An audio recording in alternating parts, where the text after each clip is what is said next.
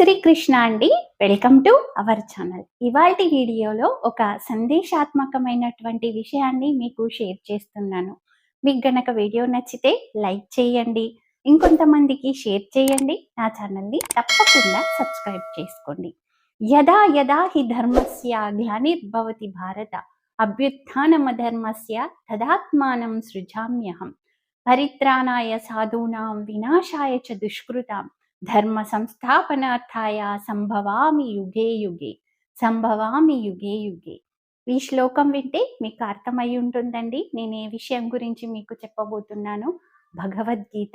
భగవద్గీత ఆ శ్రీకృష్ణ పరమాత్ముడు అందించినటువంటి అత్యంత పవిత్రమైనటువంటి గ్రంథం అండి.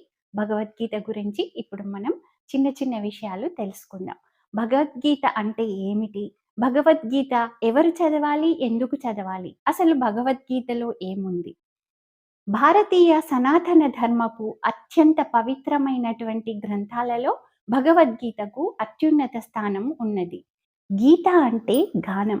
పరమాత్ముడైనటువంటి శ్రీకృష్ణ పరమాత్మ స్వయంగా గానం చేసిన దివ్య జ్ఞానమయమైన వాక్యాల సమాహారం కావున ఈ మహత్తరమైనటువంటి గ్రంథమును భగవద్గీత అంటారు.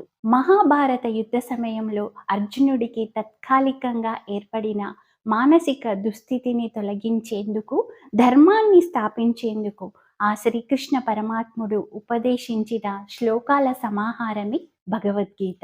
ఈ భగవద్గీత కేవలం అర్జునుడికి మాత్రమే కాదు, కాలం గడుస్తున్నప్పటికీ ప్రతి మానవునికి ఆత్మజ్ఞానం, ధర్మ విచారణ, జీవన మార్గదర్శనాన్ని అందిస్తుంది. మరి భగవద్గీత చదివితే మనకు ఏమి అలవాటవుతుంది, ఏం తెలుస్తుంది అనేది ఇప్పుడు చూద్దాం. భగవద్గీత చదవడం, వినడం వల్ల ఆత్మజ్ఞానం కలుగుతుంది. ధర్మపరమైనటువంటి సందేహాలు నివృత్తి అవుతాయి. కర్మ సిద్ధాంతాన్ని అర్థం చేసుకోగలుగుతాము. మానసిక స్థైర్యాన్ని అందిస్తుంది. జీవితంలో ఏ స్థితి వచ్చినా సమబుద్ధిగా ఉండటాన్ని నేర్చుకోగలుగుతాము. విశ్వాసాన్ని పెంచుకోగలుగుతాము. నాయకత్వ లక్షణాలు అనేవి అభివృద్ధి చెందుతాయి. భగవద్గీత అన్ని వయస్సుల వారికి కూడా అనుకూలమైనది. చిన్న వయసు వారు చదవాలా, మధ్య వయసు వాళ్ళు చదవాలా, లేదంటే వృద్ధాప్యంలో చదవాలా, ఇలాంటిది ఏమీ ఉండదండి. అన్ని వయసుల వారు కూడా భగవద్గీతను ఎల్లప్పుడూ చదవవచ్చు.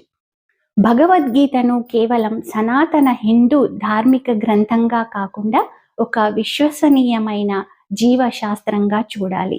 ఇది మనల్ని మనమే తెలుసుకునేలా నడిపిస్తుంది.